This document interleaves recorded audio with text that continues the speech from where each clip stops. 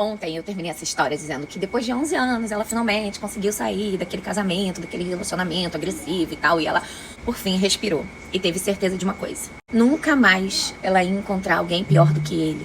Que ela estava completamente enganada. Sendo que, algum tempo depois, ela conheceu um homem completamente diferente. Educado, gentil, carinhoso.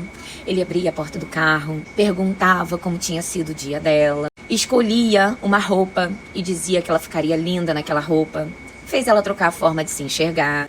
Depois de tantos anos vivendo uma relação ainda que só existia gritos, ela voltou a ouvir palavras de carinho. Ela voltou a gostar da mulher que ela via no espelho.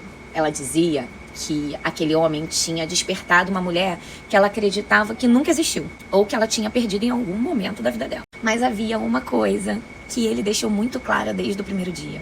Ele dizia pra ela que não queria compromisso, que gostava da vida de solteiro, que frequentava casas de swing, que aquele era o estilo de vida dele. E ela aceitou. Até porque ela também não queria um relacionamento. A verdade é que naquele momento ela só queria viver. Os dois seguiram assim, sem promessas, sem cobranças, foram vivendo a vida da forma que dava. Deus tocou, foi. Mas o tempo fez o que o tempo sempre faz. Eles foram se aproximando, ele conheceu os filhos dela, ela conheceu um pouco mais da vida dele. Quando percebeu, ela já estava apaixonada. Dá na cara dela, 3 tapas, peraí que eu vou pegar o chinelo. Foi então que ela resolveu ir embora. Ela disse: eu não quero me apaixonar por alguém que não quer a mesma coisa que eu. Ela já tinha passado tempo demais presa num relacionamento e não faria isso de novo. E foi exatamente nesse momento que ele disse tudo que ela queria ouvir. Deixa eu fazer um coraçãozinho. Disse que não queria perdê-la, que sonhava em ser pai, que quando ela engravidasse apresentaria ela pra toda a família, pros amigos, e eles casariam. Ela acreditou. Peraí que eu vou pegar o chinelo. Mesmo já sendo mãe, ela decidiu realizar o sonho dele de ter um filho. Até porque ela achava egoísmo não dar um filho a ele, já que ela já tinha. E eles terem um relacionamento, casamento, família e tal. Ela acreditou e finalmente ela engravidou. A vida estava dando certo. Mas quando ela engravidou, 4 meses depois, o telefone dela tocou. Era uma mulher que conhecia detalhes íntimos da vida dela. Isso aí, detalhes íntimos. Da casa, dos filhos, da rotina. Coisas que só uma pessoa poderia ter contado. Ele. No começo, ela achou que aquela mulher queria destruir o relacionamento deles dois. Mas aí a mulher tinha mais do que só uma história pra contar. Ela tinha prints, conversas, relatos. Ela descobriu que aquele homem continuava vivendo aquela vida lá, de swingueiro, que ela nem sabia como existia, que ela nem sonhava em viver. E aí ela resolveu terminar. Ele chorou, disse que era tudo mentira, que aquela mulher era obcecada por ele, que ela era maluca, que era louca, que ela era manipuladora, psicopata. E sendo real, sabe o que eu aprendi ouvindo essa história? Quase todo manipulador usa a mesma estratégia. Quando a verdade aparece, ele tenta fazer a mulher acreditar que a louca é ela, que a outra quer destruir a vida dele. E foi exatamente isso que aconteceu. Ela acreditou que a louca era a outra. Ela estava grávida, queria ter uma filha, queria que a filha nascesse dentro de uma família, mas a gravidez virou um pesadelo. Peraí, deixa eu pegar um microfone. Um pesadelo. As mensagens não pararam. A mulher era louca. Outras mulheres começaram a aparecer. Ela registrou boletim de ocorrência. Chegou o dia da audiência.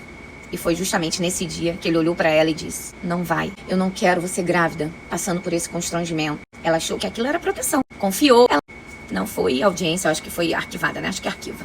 Uma semana depois, recebeu uma mensagem da própria mulher, escrita assim: foi eu quem pedi pra ele convencer você a não aparecer na audiência. E junto com essa mensagem vieram o quê? Eu duvido vocês adivinharem. Vieram provas que ele continuava se encontrando com ela. E aí, pela primeira vez na vida, depois de 500 mil experiências, ela desconfiou que estava sendo manipulada. Mas quem já viveu uma manipulação sabe, enquanto você tá dentro da manipulação, né? É quase impossível a gente enxergar uma manipulação. Eu sei porque eu já vivi uma manipulação. E eu só fui enxergar no final depois que eu saí dela. Eu comecei a estudar sobre manipulação para poder sair disso. Continuando, eles brigaram, ele chorou, pediu perdão, disse que aquelas mulheres queriam destruir o sonho dele de ser pai, de ter uma família. E mais uma vez, ela acreditou. A filha nasceu. Ela ainda tentou salvar aquela família, que já estava arruinada desde lá do início, né, gente? Desde a troca da calcinha, desde a hora que ele começou a querer que ela trocasse a roupa. O telefone tocou novamente. E dessa vez, ela, no puerpério, não era apenas uma mensagem, era um dossiê. Ó, vou te falar, as bichas estavam ali, ó, eu vou acabar com a raça dele. Porque era um dossiê com vídeos, com áudios, com fotos, em motel, em casas de swing. 1, 2, 3 mulheres, 4 mulheres, 5, 6 mulheres. Tem mulher até famosa, gente, mas eu não conto pra ninguém quem é. Só que assim, ela me mostrou umas fotos. Não são mulheres, são mulheres, sabe? Assim, tipo, não tem nada que chamasse atenção e que atraísse. Não. E aí, queridos, foi ali que ela percebeu que ela não estava sofrendo apenas uma traição. Que ela estava sofrendo porque ela descobriu que ela não estava acreditando no que ela estava vivendo, meu amigo. Nunca tinha existido. Que o que ela estava vivendo era apenas uma ilusão de ótica só na cabeça dela. Ela não perdeu apenas um relacionamento. Ela perdeu a confiança no homem que ela acreditava ser o melhor amigo dela. Porque voltando lá atrás, na separação da primeira, ele ajudou ela, porque a separação não foi tranquilinha, entendeu? Então ela tinha muita gratidão pelo que o cara tinha feito por ela lá no final da separação. Mas ela resolveu dar a volta por cima de novo. E naquele dia que ela recebeu um dossiê no puerpério, ela terminou. Ela achou que tinha colocado um ponto final na história quando ela falou, não quero mais. Só que ela não sabia que não querer mais não significava a liberdade dela. E que mesmo separados, ela continuava presa. Ele continuava entrando na casa dela, ele tinha chave da casa dela, ele via a filha dele a hora que ele queria, quando queria. Sentava no sofá, comia, mexia nas panelas, fazia o que queria, com total liberdade, ela estando ou não em casa. Você acredita? Ele dizia pra ela que já tinha pedido perdão e que ela tinha que perdoar e que eles tinham que continuar sendo amigos. Que ela não podia seguir em frente porque como se ela tivesse que ser assexuada. Que ela não podia ter relação com ninguém porque a partir do momento em que ela tivesse a relação com alguém, esse alguém iria entrar dentro da casa dela e aí ele ia perder toda a liberdade que ele tem dentro da casa dela. Vocês acreditam? Parei até pra respirar, gente. Ela perderia, quer dizer, ele, né? Ele perderia o espaço da vida dele com a filha, entendeu? E sem perceber, ela foi aceitando. Ela aceitou. Não porque ainda amasse aquele homem, não. Porque pra ela já tava tudo destruído. Mas porque já não confiava mais em si mesma. Entendeu? E aí ela começou a achar que era exagerada, que era insegura, que talvez fosse mesmo louca. Olha, gente, isso é perigoso demais. Ela já não confiava mais na própria cabeça dela. Depois da separação, ela tentou seguir em frente. Mas qualquer pessoa que se aproximava, ela afastava. Também venhamos e convenhamos, né?